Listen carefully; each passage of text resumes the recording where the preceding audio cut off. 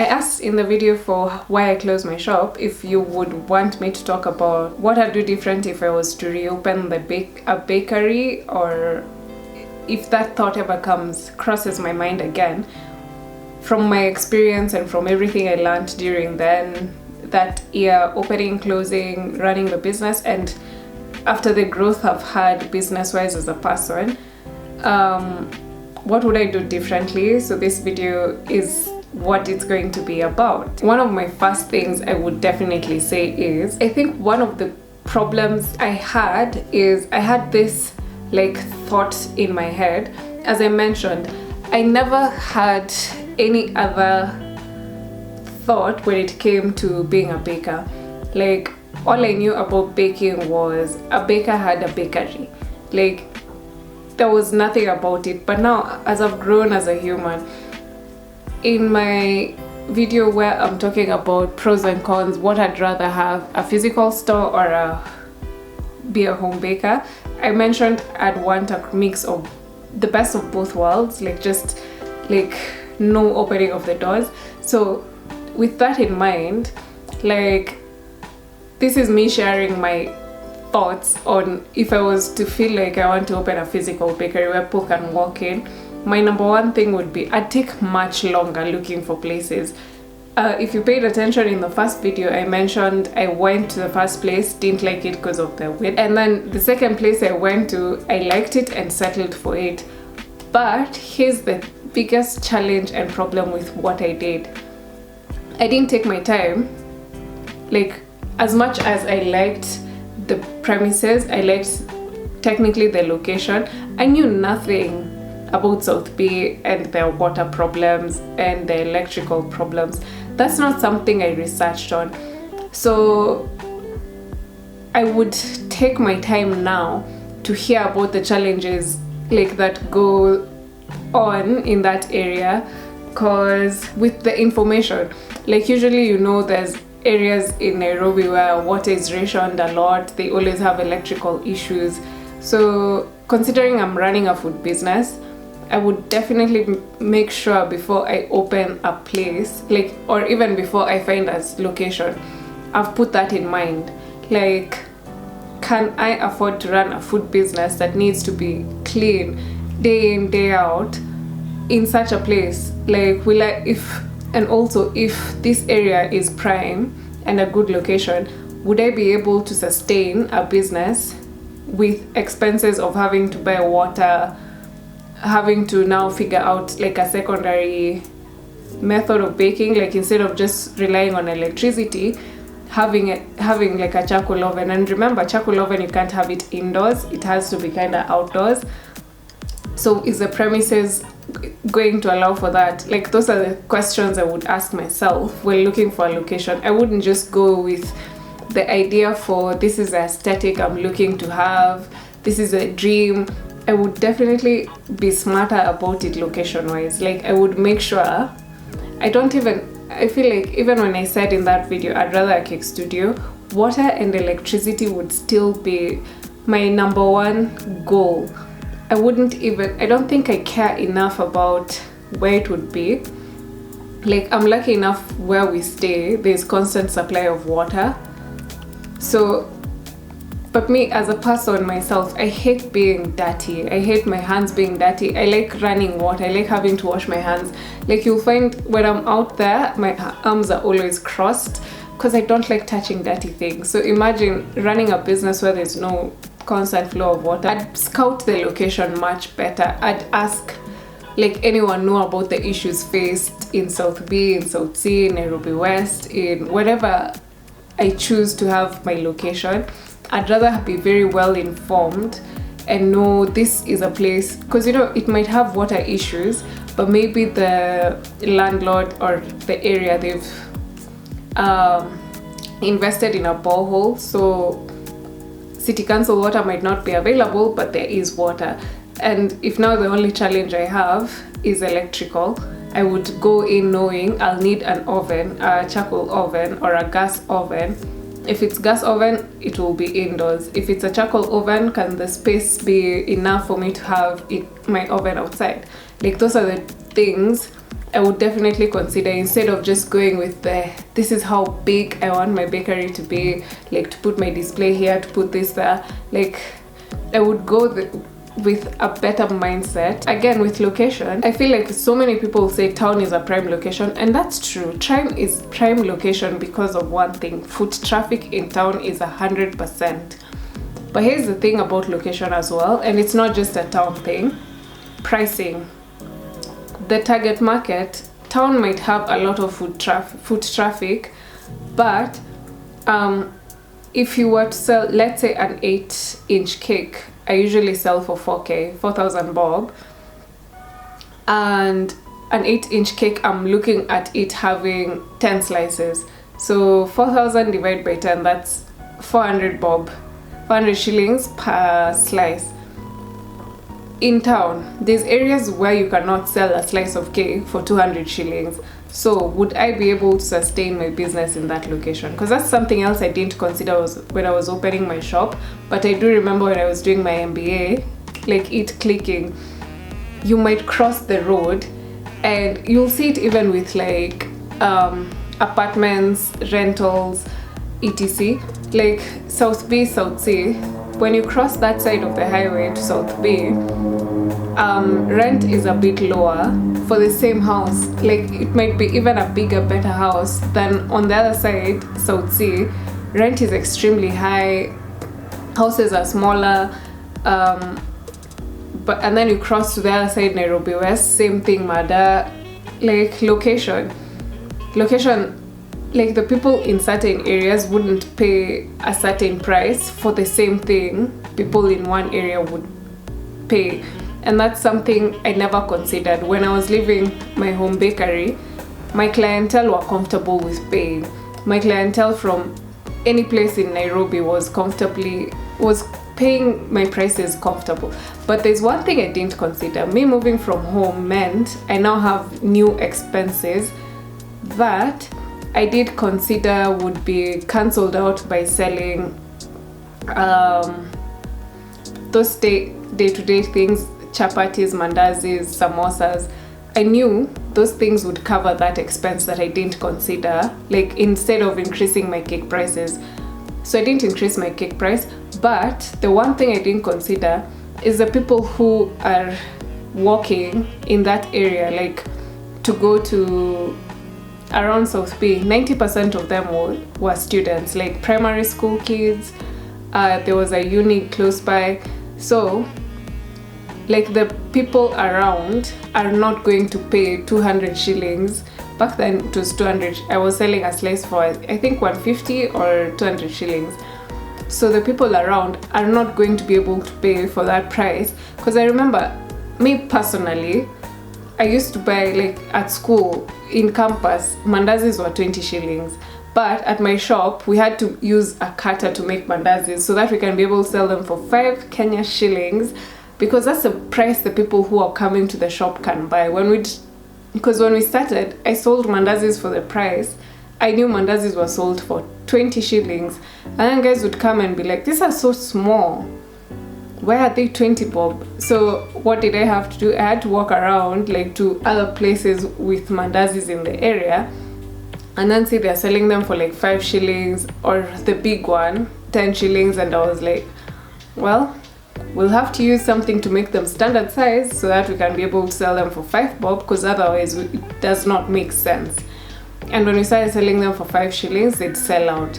So basically, like location, one thing can be expensive in one area but cheap in another area. Like just even when you look at CBD itself, when you're walking in Du Bois, earrings are like 50 shillings, and then you just cross one side, that street for audio, and what's it called? I think Tomboya. Tomboya. Earrings are now 100. Cross to Moi Avenue, earrings are now 150. Cross to the other side of Koinange Street and those areas, earrings are now 200 bob. Like same product, different location, cost different. So I never considered that, and it hit me while doing my MBA. It's something I should have considered. And now me giving you advice, before you open, like look at the area and see, would these people around here be able to match the price I'm paying, I need them to pay, or would I have to lower or increase my prices so that I can be able to run my business? My next point would definitely be, before I open the shop, I would definitely 100% before opening the doors to like the public, I would test the waters. That's number one thing I'd consider doing. Like tease, instead of just having it on social media, like I am potentially opening a bakery this and this time, this and this month. I would definitely be at the bakery, like I have the signs, because I remember that's something I didn't do. I didn't put up my bakery sign, like this is the location, until maybe a week after we opened. So if you didn't know that was a bakery, other than the smell, you would not know there's a bakery here in this building. So that's something I would definitely consider. Like tease it, even go to the bakery, be baking like once in a while, so guys can be expecting something is coming up at this location.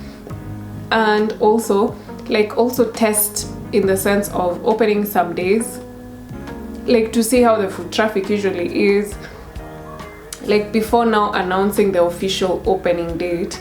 Like the way they do the software, like they send out like the update, like you see, the best example is Instagram, the way they send out an update to some select users, and then if there's too much complaints, they scrap out the update, and then now if it's fixed or people liked it, they release it to everyone.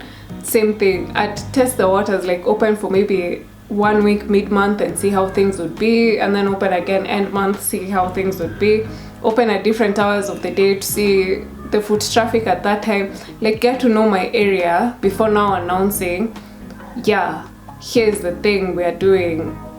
Like I feel like I should have done that instead of having a grand opening and then now running the bakery, because if I'd seen how the foot traffic had been before I opened the doors, I'd have realized maybe I need an extra 1 month before having a grand opening, so that even the people who've been coming to just ask and never buy can now finally come for the freebies and see, these guys actually have good stuff, I'll be buying from them.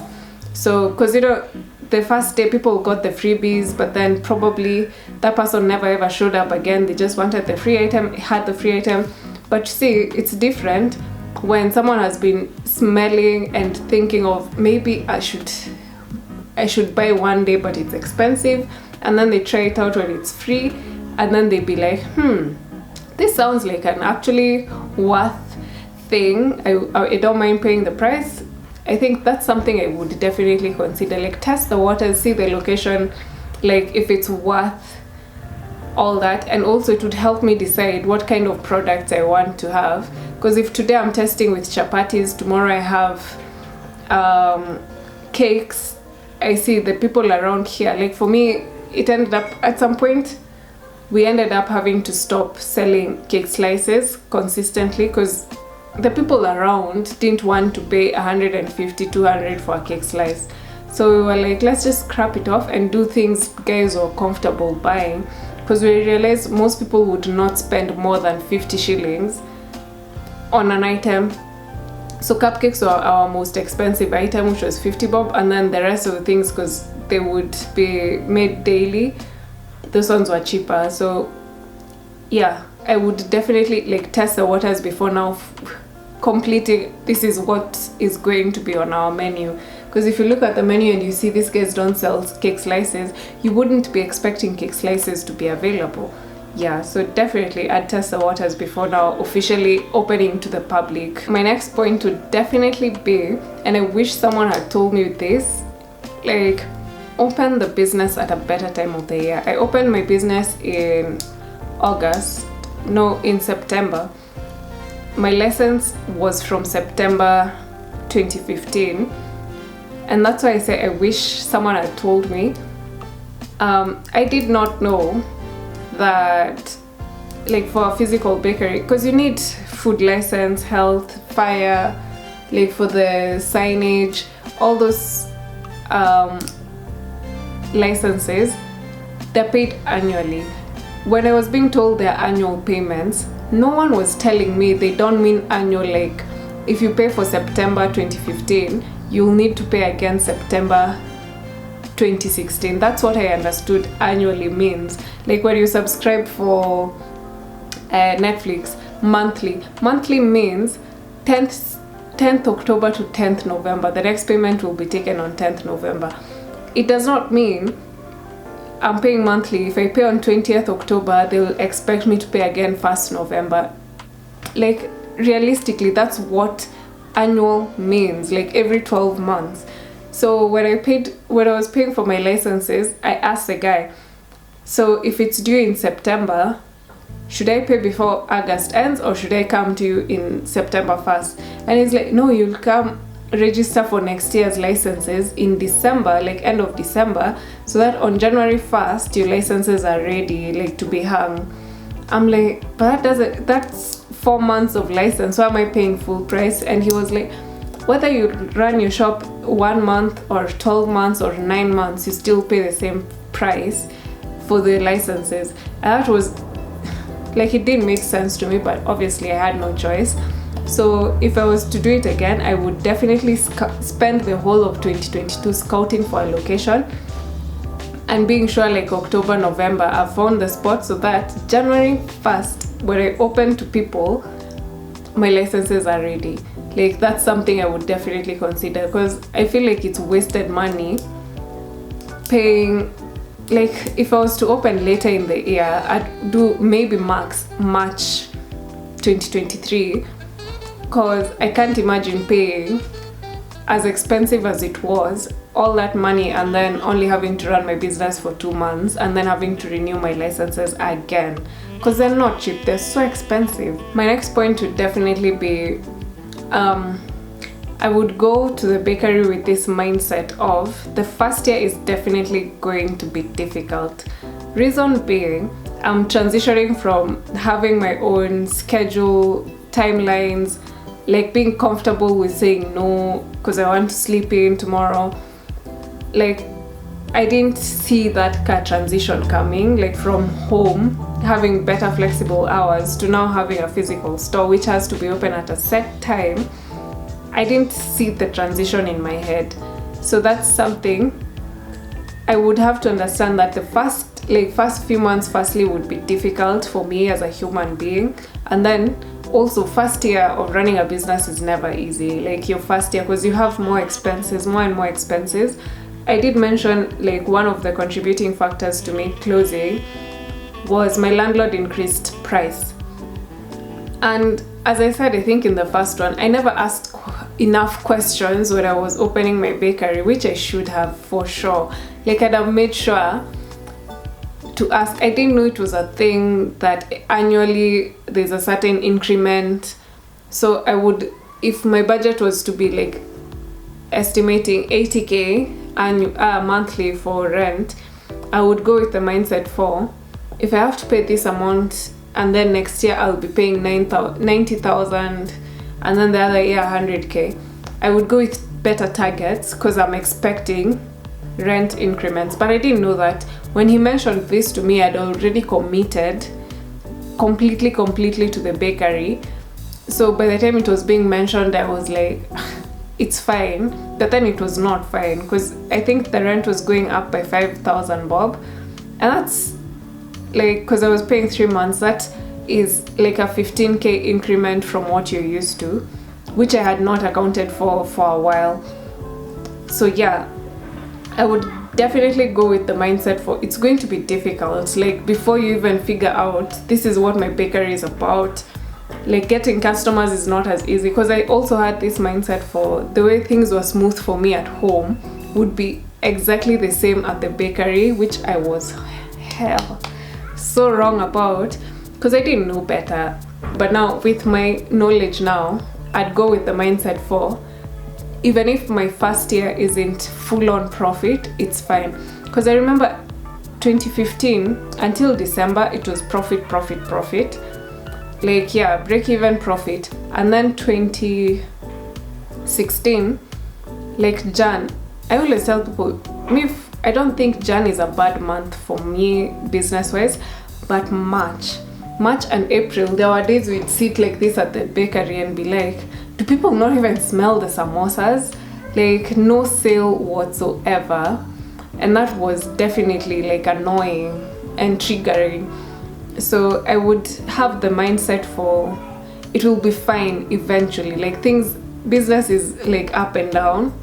So I didn't think of that part. Like, we'd have months of hardship and months of good business.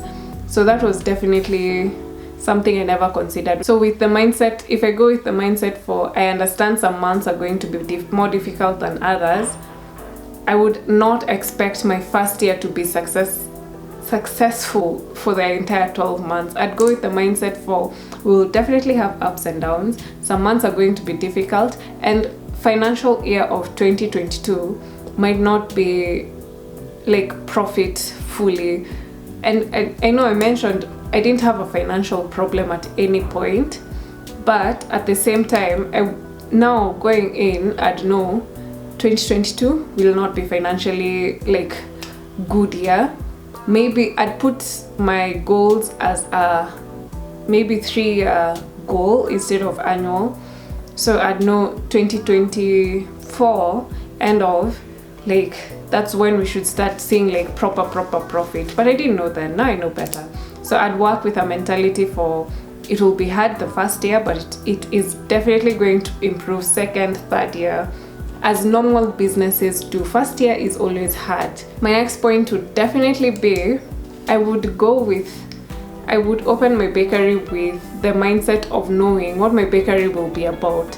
Like I said, when I was starting out my baking journey, I had just one goal, to have a bakery, and that's because that's what I saw. I didn't know anything else about baking. So because that's the only thing I saw growing up, like starting my journey, I never sat down by myself and thought about what do I want my bakery to be about. Like, now when I think about it, these bakeries we know, like Tuskie's, the Tuskie's bakery, everyone knows it for their bread. Like, I never had that mentality at any point. What would I want my bakery to stand out for? So even I was writing down my menu for what the bakery will sell, I had everything on the list. Tuskie's has a bakery but specializes on bread. I would have gone with that mentality. Pastry Pleasure's bakery, but what do we specialize in? Do I want like walk-in people to know we always have freshly made cookies, different type of cookies every day? Do I want people to come to our bakery knowing, like the way everyone raves about Java's chocolate fudge, at Cafe's salted caramel? Do I want our bakery to have this one item that everyone, no matter where, people are like, let's go to Pastry Pleasures and try out their red velvet. Let's go, I'm craving a slice of red velvet from Pastry Pleasures. I would go with the mentality for this is going to be our specialty item, and this is what I want Pastry Pleasures to be known about. Everyone will be eating this chocolate fudge, this red velvet, and telling everyone about it. But I didn't go with that mentality. I thought everyone will know I make good cakes and everyone will come and buy, and everything will be all sunshine and rainbows. Shock. But yeah, I would definitely put that into consideration. Like, make people understand. Like, if I was to give an example of a clothes store, I would try and make sure when you think of Pastry Pleasures, there's one thing that you know, if I walk to Pastry Pleasures now, I am guaranteed to get a slice of this, because that's the thing they always have and it's really good, unless it's sold out. So I never had that, like, to figure out what my niche is or what I want to be known for. Instead of just, I went there thinking people will buy, people will definitely come for these items. No, they won't. Especially because most of these things are so similar. Samosas, yes, you might have the best samosas, but there's people who don't care enough about a samosa to come back to your place for samosas. There's people like me who hate chapatis. I'm not going to care enough that you guys make chapatis for 20 shillings and then across the road that one makes for 30 and another one makes for 15. No, I don't like chapatis enough. I mainly eat a chapati because I'm hungry and it's because I know it's filling. That's the only reason you'll catch me having a chapati. So it's not something, I didn't think of that. Like, yes, we could have samosas, chapatis, mandazis, cookies, but we didn't have one thing that made everyone come back for, like, I never considered it. I didn't even think of that as a thing. So if you out there are thinking, I have a clothing store and I want to open up a clothing store, what will be my shop known for? Decide. Are you the shop that will be selling the like military boots, the stilettos, like kitten heels? Like, everyone knows if I need comfortable heels, I go to this Wangeshi's shoe shop. Like, if I want blazers, I go to Wangeshi's blazers. Like, even if, okay, I wouldn't call it Wangeshi's blazers, I would call it Wangeshi's clothing store, and then make sure people know we have the best blazers in this Nairobi. Like that, I would make sure people know me for one thing. So basically my point is, I would try my best to not be like every other bakery, but have something that makes me and my bakery stand out from the rest, instead of just being like everywhere else. Like, if there was 10 of us and then all of us had 10 bakeries in South B and all 10 of us sell the same exact thing, no one would care. So that's definitely something I'd think about. Like, even if there's 10 of us, even if I have the same exact things all other 9 bakeries have, there's one thing that makes me, Pastry Pleasures, stand out more than all these other people. My next point would definitely be, remember how I said my assistant quit on me before we opened?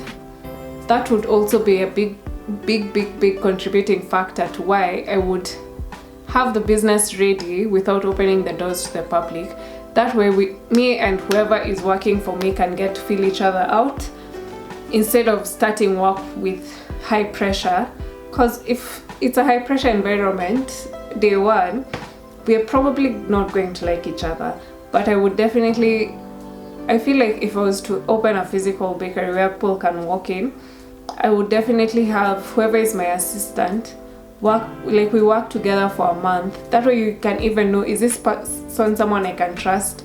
Like, if I don't need to come to the bakery today, can I trust them enough to leave them with the key? Can I trust them to be taking money from customers and being sure they'll give it to me? Like, let's first, I know 1 month is not enough to learn someone completely, but it's also like to feel each other out. That way, if this person decides they're too old to work for someone like me, then it's fine. Like, they won't disappoint me at the last possible moment when I need them. They'd decide I can't work for someone who's younger than me, young enough to be my child, and then I would still have time to find another person to help me out before actually opening the doors to the public. So that's definitely something I would consider. Like, let's first work together, because bakery, see how me and this person can work. If we have like a busy weekend, how me and her would work together. Because there's some people who, if it's 5 p.m, it's 5 p.m. They will not work 5:01. And I'm not saying I'm that employer who will force you to work. If anything, I am also those people I like people respecting my time. So if you do tell me 5 p.m, I need enough notice that this 5 p.m. is gonna extend to 7 p.m. But I'm very understanding as well. So even if I'm disappointed I won't get to leave on time, I'm very likely to just wait it out and see like what will happen. But there's people who 5 p.m. is 5 p.m. They're not going to extend to 5:02. So like, feel each other out before now. Like, yes, they're your employee. I would still pay you even if you're not officially open. But I would prefer having someone, like, we already have our own understanding. If they consider me overbearing and decide this won't work, they have the chance to leave before ruining it for me when we're finally open. Or alternatively, if some people are easy to like decide, oh, this makes this person angry, so let me not do it. or I can vent about them when I get home. Like, we'll feel each other out before the actual pressure of the business comes. That way we understand. But that's basically one of the things I do. Like, before committing to opening the doors, I'd make sure me and my employee have known each other like for a month. That way, like, because this is your baby. You can't just leave your baby to a stranger every single time. Same way a newborn, like the mother, when they get a house help, normally, I don't know if this is for everyone, most people find a house help before the baby arrives. That way when mom and baby come from hospital, she already has help. And it's not like mom will get home day one and start leaving her baby with the nanny, the help on immediately after. So usually you take some like a grace period, like for all three of you to feel each other out and see if this will work or this won't work. Same thing with the bakery, like see if this person this person and your business will be comfortable, good fit for each other. So that's one thing I definitely highly consider doing before I open my doors to the public. With the point for taking a while to open the store, other than filling out your assistant or employees, and also like seeing the area, how the traffic, how the customers will be like. Another big reason I would definitely have for like taking some time before finally opening the doors to the public would be number one. It would have helped me like calm down, like from the high of the adrenaline, the fatigue. Like, it would have taken me some time to recover before finally being in that deep end. Because remember how I said I worked constantly, like sleeping 3-4 hours, like constantly working, and then finally opened the doors. And then when now my brain is processing as it's finally here, it's finally like I have this baby, I get to go tell people I've woken up, I've gone to work, I got sick on day 2. So if I'd taken a month, like I've already had the shop for a month, it's just not open to the public, that exhaustion, that fatigue that had been piling would have, like, now the bakery is ready, all I need to do is open the doors to the public. For that 1 month, that 1 week, 1 month, the fatigue, if I was to end up going to hospital for it would have been fine, because technically my bakery is not open to the public. So I wouldn't have opened day 1 normal, day 2 closed, because I couldn't afford it. So yeah, I would definitely consider that as a thing. Like, go open but not to the public, just test out, have some time to myself before inviting people there, so that the adrenaline, the high from working so hard, when it's gone down, if I have, God forbid, have to go to hospital over fatigue or anything, my body has already started recovering before now I'm open to the public. It would also help with remember how I said my mom had advised me, instead of getting 2 employees, like someone at the front to be doing the smaller sales and then someone at the back to help with baking and decorating, with like a month, personally I would give myself a month to test out. So if in that month I only have 1 assistant, I would be able to see, do I really need this 1 person, or should we definitely get a second person to like help with the business? Because with that 1 month, you guys will be able to see, can you handle it just the 2 of you, or do you definitely need a 3rd and 4th person? And also remember, I also mentioned you could train the person as you go. With that grace period you have, you could take that time to also train this, because definitely you would be training them on things you want done. Like for me, with my cleanliness, I would ensure this person knows we will never handle ABCD without washing. Anything used has to be washed, whether it's just touched a little. Like, I need this dishcloths washed every single day. Aprons, no reusing aprons, no, like, once you guys have set out all these rules and regulations, I need you to work on time. Like, you've seen this person knows, and you've seen this person can handle the pressure. If I leave them, they can still manage. But if you see they can't, and realize, yeah, we definitely need a third person, so that this person is able, like, you've trained them enough. If you bring someone in, you don't have to do the training by yourself. You have someone to help you out, because they already know this is what will need to be done. So they'll help you out in that aspect. Yeah, so I think my main point would be, if I was to reopen, I would definitely give myself like a grace period before I finally open my doors to the public, instead of just going deep end into this bakery, like finish fixtures and then cleaning up the bakery, stocking up, and then telling people we're finally open. I would definitely finish all that and then give myself like a month at the premises, and then see how it is, work with someone, figure out this will be fine if it's just the two of us, or we need to add another person, figure out how this place, what would be the best selling item around the area, instead of, because the way I was saying, I walked around to see mandazis at this price in South B. I should have done that before writing down my menu and printing it and hanging it for people to be seeing. I should definitely have considered that beforehand. So yeah, those are definitely things I should have considered. And if I was to redo this again, I would definitely consider. So if you're watching this and you have something I probably didn't mention, please leave it down in the comments. There's someone who said they've used my series to open their store, even if it's not a bakery. And I'm very happy that, because that's what I am hoping my channel will be about, to help businesses like other entrepreneurs. I know my business is mainly like in a baking category, but that's because I'm a baker. I'm in the baking industry. But I want my topics, my conversations to be able to help people who are in like a business side of things.